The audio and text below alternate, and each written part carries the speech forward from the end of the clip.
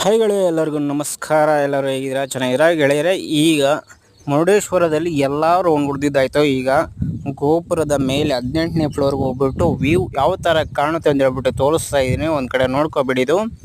ಇದು back side ಇರೋದಂಥದ್ದು, ಗೋಪುರದ back side ನೋಡ್ತಿದ್ರಲ್ಲ view ಯಾವ ಥರ ಕಾಣ್ತಿದೆ. ಇದು ಬಂದು ಲೆಫ್ಟ್ ಸೈಡ್ ಇರೋದು. ಗೋಪುರದ ಮೇಲೆ 3 ವಿಂಡೋ ಇರುತ್ತೆ. ಆ 3 ವಿಂಡೋದಾಗೆ left side window, back side window and right side window.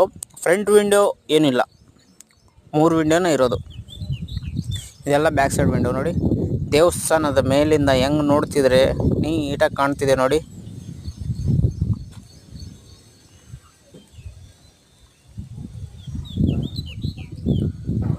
ನಾವು ಸ್ವಲ್ಪ ಏನೋ ಒಂದು ಎಡಿಟ್ ಮಾಡಮಂದ್ರೆ ಸ್ಲೋ ಮೋಷನಲ್ಲಿ ವೀಡಿಯೋ ತೆಗ್ದಿದ್ದೀನಿ. ಆದರೆ ನಮ್ಗೆ ಎಡಿಟಿಂಗ್ ಬಗ್ಗೆ ಅಷ್ಟೊಂದು ಕಂಪ್ಲೀಟಾಗಿ ಗೊತ್ತಿಲ್ಲ.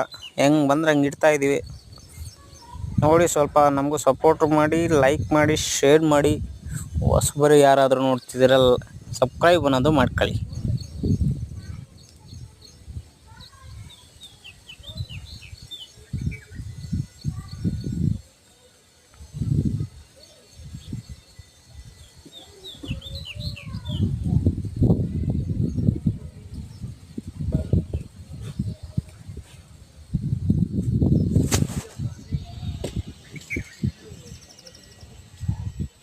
ಇದು ಫುಲ್ ಎಲ್ಲ ರೈಟ್ ಸೈಡ್ ಇರುವಂಥ ವಿಂಡೋದಾಗೆ. ಈ ವಿಂಡೋದಾಗೆ ಏನಂದ್ರೆ ಮೈನ್ ಇಲ್ಲಿ ಕಾಣ್ತಿದ್ದಿಲ್ಲ, ಜನ ಓಡಾಡೋಕ್ಕಂತ ಒಂದು ಇದು ಹಾಕಿದಾರಲ್ಲ ದಾರಿ.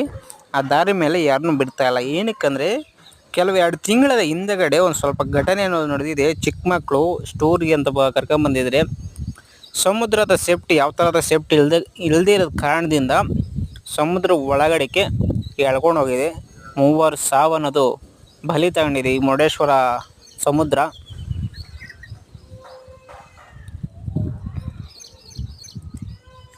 ಎಲ್ಲದಕ್ಕೂ ದೇವರಿದ್ದಾರೆ ಅಂತಾರೆ. ದೇವಸ್ಥಾನಕ್ಕೆ ಅಂತ ಬಂದಮೇಲೆ ದೇವರೇ ಕರ್ಕೊಂಡು ಹೋಗ್ಬಿಟ್ಟವ್ರೆ ಅವ್ರನ್ನ 3 ಸೇರ್ಕೊಂಡು.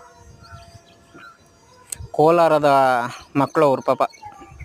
ಕೋಲಾರದಿಂದ ಸ್ಟೋರಿಗಂತ ಹೋದವರು ಹತ್ಯೆ ಕಾಣೆ ಆಗಿಬಿಟ್ಟವ್ರು ಪಾಪ.